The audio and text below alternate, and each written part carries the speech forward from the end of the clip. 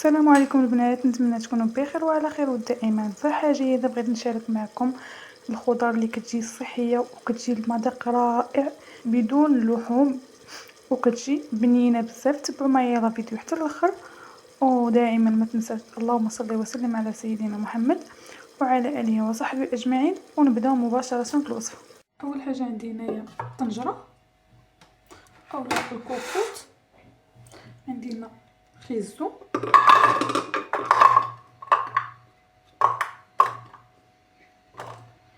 وعندي كذلك كورجيت،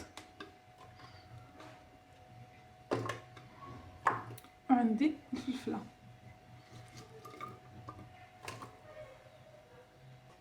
عندي هنايا البطاطا اللي مقطعه طايبات كبار،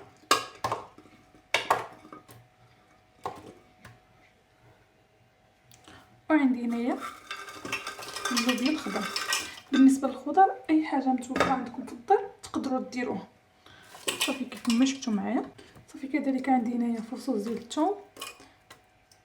غندوز هنا بالنسبه للتوابل، عندي غير شويه ديال الابزار بهذه الطريقه.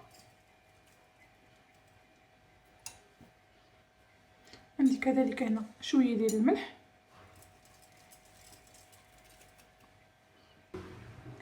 عندي هنايا شويه ديال الكمون. حاولوا انكم ما تكثروش، غير شويه فقط.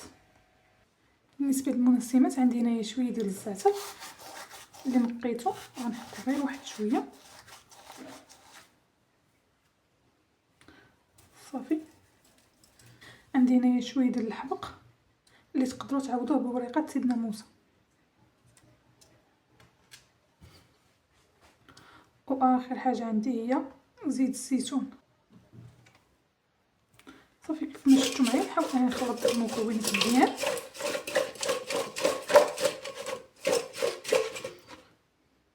صافي كيف ما شفتوا معايا غندوز غنسد عليها. في الاول غنخلي العافيه مجهده، غير غتبدا تصفر صافي غنموت البوطه مزيان غير ربع ساعه كيكون كلشي طيب. بالنسبه لهاد الخضر راه كيجيو رائعين البنات بدون لحوم، واهم حاجه انهم كيكونوا صحيين. وانتم البنات كيف ما شفتوا معايا هنا من بعد ما طابت ما شاء الله، شوفوا معايا كيفاش كتبان راه رائعه. صافي تقدروا تحمروها غير هكا شويه في الزيت حتى تحمر لكم، اولا تقدروا تحطوها في شي طاوه اخرى وتدخلوها للفران وتحمروها، راه كتجي رائعه بزاف. وكيف ما شفتوا معنا كتكون هذه هي الخضيره ديالنا، راه كتجي رائعه ما شاء الله، كلشي طايب، كتجي شي حاجه اللي معسله ما شاء الله. وهنا كيسالي الفيديو ديالنا، وإلا عجبكم الفيديو متبخلوش عليا باللايك والبارطاج باش يوصلكم كاع الجديد ديالي. وانا نقول لكم بالصحه والراحه فيديو جديد ووصفه جديده، ومع السلامه.